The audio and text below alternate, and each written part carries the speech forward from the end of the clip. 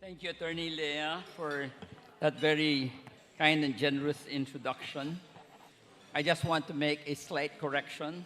I was not governor of the BSP because that was not set up until after I had stepped down as governor of the central bank. I'm the last governor of the central bank. So BSP came into being in 1993, July. FINEX President EJ Kwa Hansen, members of the Board of Directors, FINEX past presidents, officers and members of FINEX, distinguished guests, ladies and gentlemen, good afternoon to all. I wish to congratulate FINEX President EJ, the officers and board members, as well as committee chairman, vice chairman, and the members for continuing to accept the responsibility of acting as catalysts for positive social change in the country. Included in the FINEX mission statement is, and I quote, to encourage and develop greater civic, social, and environmental consciousness among its members and the general public, and to promote and contribute to the upliftment and amelioration of the marginalized and underprivileged sectors of society, unquote. This reflects the FINEX core value of social responsiveness, which involves actions that, and I quote, uplift and promote the welfare and interests of the society in which our organization operates, unquote. Part of developing this greater civic, social, and environmental consciousness is to understand the context in which we operate. In the current unprecedented economic and political climate at home and in the world, analysis, critical thinking, and reflection must be our guide in creating the society which we dream of for Filipinos, one of prosperity, peace, justice, and inclusion. Since the start of the pandemic, we've used the word unprecedented, such a scale, and yet, at no time like today is it more appropriate to describe the whirlwind first 4 weeks of the Trump II administration, watching the barrage of news stories emanating from Washington.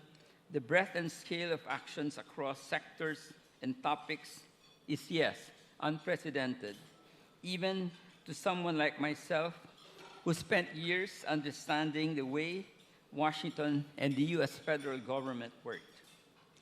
Allow me to explore with you my reflections on the possible impact of the Trump 2.0 administration's action on the Philippines.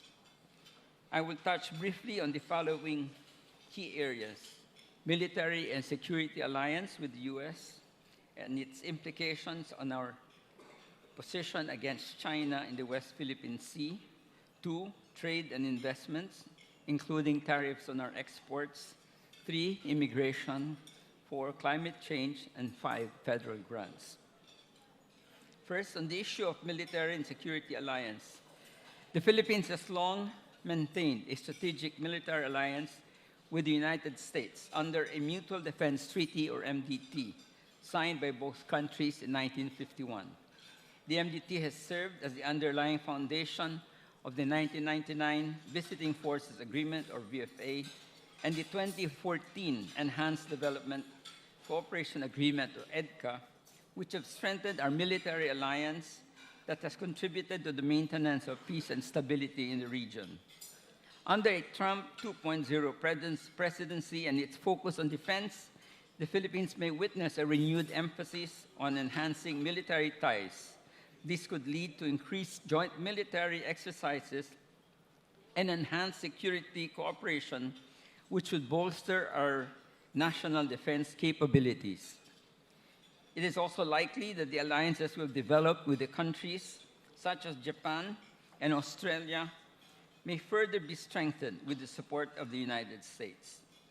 The recent phone conversation between Philippine Defense Secretary Gilberto Teodoro and newly confirmed U.S. Defense Secretary Pete Hegseth, focusing on security developments in the Indo-Pacific and the and the enhancement of the country's existing bilateral and multilateral engagements augurs well for our defense relationship. One encouraging note is the assurance of Secretary Hegze regarding the U.S. ironclad commitment to defend the Philippines against any external aggression, which was also previously mentioned by Secretary of State Marco Rubio. Of course, this is not the first time they said that, because that was also mentioned during the Obama administration and reiterated under the Biden administration. However, we must also be prepared for potential shifts in U.S. foreign policy priorities because of the unpredictability and uncertainty of President Trump's policies. I only need to remind you of the events of the past few days where President Trump spoke to President Putin, ending a 3-year U.S.-led effort to isolate the Russians over their actions in Ukraine and creating fear that Europe and Ukraine would not be involved in the creation of a durable peace. I'm sure you read today or heard over TV that President Trump is now blaming Ukraine for having started the invasion, which is, quite ridiculous in my view. On our end, for example, the Biden administration had approved in 2024 a $100 million grant to develop the 5 original sites included in the 2014 Enhanced Defense Cooperation Agreement, or EDCA, with an additional $128 million allocated in the 2025 budget for the same purpose. With the recent freeze imposed by President Trump on federal aid and foreign military financing, except for continuing military assistance to Israel and Egypt, these earlier approved grants may be imperiled. I'm hopeful that the $228 million financing will be exempted from the freeze on military financing because it is to the interest of the U.S. to have these bases fully developed, but more importantly, this will help the Philippines bolster its defense capability. In relation to the West Philippine Sea, I believe that the Trump II administration might adopt a more assertive stance against regional threats, potentially offering increased support for our territorial claims. In fact, Secretary of State Marco Rubio, during his first day of office, warned against coercive actions in Asia, a veiled but clear warning to China over its action in the South China Sea. The statement was made jointly with Japan, India, and Australia, known as the Quad. In a meeting between President Donald Trump and Japanese Prime Minister Shigeru Ishiba in Washington, D.C. in early February, they issued a statement stating that, and I quote, "The U.S. and Japan opposed China's unlawful maritime claims, militarization of reclaimed features, and threatening and provocative activities in the South China Sea," unquote. Beijing immediately responded to the statement, which they claimed, I quote, "attacks and smears China," unquote. However, we must also be prepared to shifts in the U.S. foreign policy that could impact this support. Diplomatic engagement and regional cooperation will be key to safeguarding our national interests, as well as speaking out to voice our legally supported claims to our territory. We saw Foreign Secretary Enrique Manalo speak out during the Munich Security Conference against countries that reinterpret international laws and cause tensions in the South China Sea. He was speaking at the panel, which included the Chinese Foreign Minister, Fu Ying, who called our activities in Ayungin Shoal as naughtiness that was part of a strategy to occupy the area. Fu Ying was the ambassador to the Philippines during that standoff that we had in 2012 with China in the Scarborough Shoal or Panatag Shoal. Second, on the issue of trade and investments and related issue of tariffs and FDI, we've seen President Trump's bias for bilateral trade agreements. You may recall that immediately after his election in 2016, the President withdrew the U.S. from the Trans-Pacific Partnership, or TPP, a multilateral trade agreement that included Japan, Canada, Singapore, and 8 other countries. We might see the same action soon. Possibility of President Trump terminating or pulling out of the Biden-initiated Indo-Pacific Economic Framework, which is a US-led economic initiative aimed at strengthening economic ties within the Indo-Pacific region, focusing on areas like supply chain resilience, clean energy, fair trade practices, digital economy, without necessarily creating a multilateral free trade agreement with tariff reductions. I see a Trump 2.0 administration very likely prioritizing bilateral trade agreements, potentially offering the Philippines new opportunities to negotiate favorable terms for export products such as semiconductors, garments, coconut products, and other agricultural commodities. Undersecretary Perry Rodolfo has confirmed that the Philippine government is pushing aggressively for a bilateral free trade agreement with the U.S. as it pushes for the renewal of the GSP, or Generalized System of Preferences, a voluntary trade agreement that gives developing countries like the Philippines preferential treatment on their exports to the U.S. The goal of the GSP is to help developing countries grow their economies, reduce poverty, and create jobs. The Philippines enjoyed these GSP privileges until 2020, when this agreement expired. In the past, our exports totaling around $1 billion entered the U.S. under this GSP privilege duty-free. It is likely that we shall see this privilege enjoyed by the Philippines restored by the Trump administration. I think our Exporters Federation is pushing aggressively for this.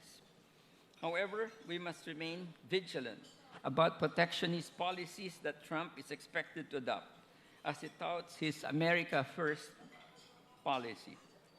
It is crucial for our Department of Trade and Investment officials to engage proactively with the U.S. counterparts to ensure that our economic interests are safeguarded. In relation to tariffs on export products, President Trump has lamented that the U.S. has suffered huge deficits with so many countries, particularly China. As a result, he has threatened to impose a 10% tariff on all products which are imported into the U.S. market. In 2024, the U.S. registered a trade deficit of $918.8 billion, almost 17% higher than its trade deficit of $784.9 billion in 2023. China, on the other hand, registered a trade surplus of $104.84 billion in 2024. The U.S. recorded a trade deficit with China amounting to $382 billion in 2024, or 37% higher than the $279.95 billion in 2023. In the case of Vietnam, the U.S. also suffered a trade deficit of $123 billion, almost 20% higher than the previous year. In contrast to China and Vietnam, the U.S. trade deficit with the Philippines was a more modest $4.89 billion in 2024, albeit higher by 22% than its 2023 trade deficit of $4.007 billion. The source of these figures is the U.S. Bureau of Economic Analysis and the U.S. Census Bureau. Trump's strategy to impose tariffs, even on its largest trading partners like Canada and Mexico, is to encourage these countries to have a more balanced trade with the U.S. Although, of course, he talks about the problems with the border, the import of substances like fentanyl, etc. But it's, I think, really to push these countries to import more goods from the U.S. If Trump pushes through with his threat to impose tariffs on all products entering U.S. markets, including Philippine products, this could lead to inflationary pressures on American consumers, in which case future demand may be affected, leading to a subsequent decrease in the goods and services that we export to the U.S. We must be prepared to defend our import sectors. We must be prepared to defend our export sectors from any adverse tariff policies which may be imposed by the Trump administration. Strengthening our trade relations with other countries and diversifying our export markets will be essential strategies to mitigate potential risks. Another critical area to consider is foreign direct investment. The United States has been a significant source of FDI in the Philippines, totaling $6.2 billion in 2022. If the Trump administration continues to prioritize domestic investment and restrict overseas investments, we may see a slowdown in capital inflows into the Philippines. One significant sector that may be affected is the business process outsourcing. The Trump administration's effort to bring back jobs to the U.S., or what Trump refers to as reshoring, could have a cascading effect on job creation in our country and lead to slower economic growth. However, one area that seems to have great potential for American investors is the renewable energy sector because of the rapidly growing demand for clean energy. The passage of the Create More Act is expected to attract foreign direct investments from the U.S. companies which have seen tremendous potential for renewable energy in the Philippines. Third, on immigration. The U.S. has been one of the favorite destinations for Filipino immigrants. It is estimated that at least one-third of all international migrants who have left the Philippines have settled in the U.S., or around 2.5 million legal immigrants. Changes in immigration policy under the Trump 2.0 presidency could affect the flow of Filipino workers, such as nurses, caregivers, doctors, as well as the remittances they send back to the Philippines. There are an estimated 350,000 undocumented Filipinos living in the U.S. Based on the Department of Migrant Workers data, I know that among the minorities in the U.S., the Filipinos had the lowest unemployment rate, presumably because most of the Filipinos living in the U.S., both documented and undocumented, are highly educated and have the facility of speaking English. If the Trump administration aggressively pushes for the deportation of these undocumented Filipinos living in the U.S., the Philippine government will be pressured to provide these returning Filipinos decent jobs, food and shelter, which the Marcos administration may not be able to provide. In his Philippine Star column about 2 weeks ago, Philippine Ambassador to the U.S., Jose Manuel Romualdez, mentioned that according to Labor Secretary Bienvenido Laguesma, the government is ready to assist Filipinos who will be affected by the Trump administration's actions against illegal immigrants, citing the previous large-scale deportation of undocumented Filipino workers from Malaysia. Secretary Laguesma recalls that in 2018, the Malaysian government implemented a crackdown against undocumented migrants, affecting an estimated 400,000 Filipinos who had no legal immigration status. During that time, the Philippine government encouraged Filipino illegal migrants to avail of the voluntary deportation program offered by the Malaysian government rather than risk being imprisoned and paying penalties. Ambassador Romualdez assured the undocumented Filipinos in the U.S. that the Philippine Embassy in Washington, D.C. and its consulates in the U.S. will help them find a legal path to remain in the U.S. But for those with no clear legal path to stay in the U.S., he would encourage them to voluntarily return to the Philippines rather than face penalties and forced deportation. Fourth, on climate change. The first Trump administration was criticized for its stance on climate change, shifting from President Obama's renewable energy goals for environmental conservation to energy independence. Trump's decision to withdraw the U.S. from the Paris Climate Accord for the second time has been met with criticism from world leaders such as the President of France, the German Chancellor, the Italian Prime Minister, and many others, as well as numerous American business leaders. Trump claims that the Paris Climate Agreement is one-sided and unfair,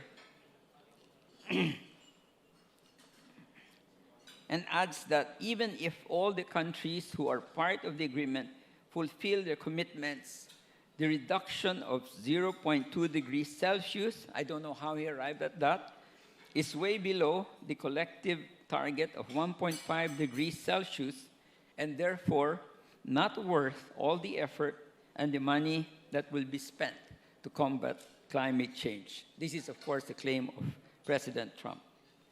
For countries like the Philippines, which are relying on more developed economies to provide funding to combat climate change, we may encounter greater difficulty in securing financial assistance to support our programs promoting clean energy and the expanded National Greening Program, which will rehabilitate all the remaining unproductive, denuded, and degraded forest lands estimated at 7.1 million hectares from 2016 to 2028. That's the period that they set for that program.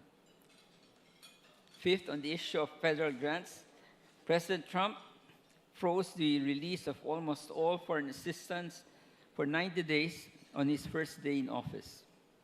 With the exception of emergency food and military aid to Israel and Egypt, the administration's intention was to align all foreign aid programs with U.S. foreign policy. The U.S. is the single largest donor of humanitarian aid in the world, about $9.5 billion in 2023. The next biggest donors, this is in terms of humanitarian aid, are the European Commission and Germany with a little over $2 billion each. However, when you look at the total foreign aid that the U.S. grants, it's about, in 2023, it was $72 billion, and in 2022, it was $74 billion. The next highest is Germany, which is only around $41 billion. So they're the biggest foreign aid contributor. Federal grants from the U.S., particularly from the U.S. Agency for International Development, have supported various development projects in the Philippines. Projects worth around $485.39 million being funded by USAID now face uncertainty. According to NEDA, there are 33 new and ongoing projects supported by USAID, grants in agriculture, education, agrarian reform, natural resources, governance and institutions development, infrastructure development, social reforms, and community development, industry, trade, and tourism. Samantha Power, previous administrator of the USAID during the Biden administration said, and I quote, "We are witnessing one of the worst policy blunders in U.S. history," unquote, especially as it, and again I quote, "undermines U.S. national security and global influence," unquote. For our part, the loss of $500 million in development projects will certainly be felt. I do not see that this amount can be recovered from any other funding source immediately. Today, February 19, exactly 30 days from the time has been in office. In that short time, the scale and scope of what he has done or is prepared to do is truly unprecedented. From controversial issues and policies, such as a takeover and conversion of the Gaza Strip into what he calls a Middle East Riviera, the freezing of federal grants, the firing of thousands of U.S. federal employees, many of us have been perplexed, dismayed, or appalled. However, while we take great interest in what this Trump 2.0 administration does, all we can do is to watch from afar. We can have heated debates amongst friends and family, watch CNN's or Fox News all day, and ponder President Trump's future moves. But we have to remind ourselves we cannot affect his way of thinking or his decisions. What we can do and what we can affect is what happens to our own country. We're aware of what is happening in our own government. We should be aghast at the shameless anomalies committed by our esteemed lawmakers who have manipulated our 2025 national budget, allowing them to divert funds from essential social services such as health, education, and infrastructure into projects which are difficult to assess and monitor in order to allow themselves access to these funds. With the upcoming election, are we selecting individuals who show a true heart of service for the Filipino people, a knowledge of the laws of the land, and a commitment to protecting our national interests? Are we engaging others in genuine discussion to ensure that we positively influence them to vote wisely? We care for who is elected to the Senate and the House of Representatives, but do we know who we are voting into our barangays and municipalities? How can we convince the majority of Filipinos to look beyond popularity and machismo and favor simplicity, integrity, intellect, moral compass, and political will? You had the good fortune of listening to my very good friend, Ramon de Rosario Jr., Chairman and CEO of FINMA Corp. And EJ's boss, during your inaugural meeting a few weeks ago. He exhorted FINEX members to use your financial expertise in scrutinizing the 2025 national budget, exposing to the public the scandalous misuse of public funds, and making recommendations to ensure that taxpayers' money will be judiciously employed to serve the interests of the Filipino people. I join him in challenging you, our financial executives, finance practitioners, managers, to pursue not only personal, professional, and corporate success and excellence, but be a voice for responsible spending and fiscal discipline, to pursue profitability with social responsibility, and in so doing, drive positive change in our society and become guardians of our nation's future. After the recently concluded CBCP Plenary Assembly about 2 weeks ago, our bishops issued a pastoral letter, part of which criticized the irregularities in the national budget crafted by our legislators, particularly their action to divert funds from essential social services to projects and programs that are difficult to assess and to monitor, meant, of course, for their self-gain. The bishops admonished us to, and I quote, stand up for change and responsible leadership for the present and future of our country.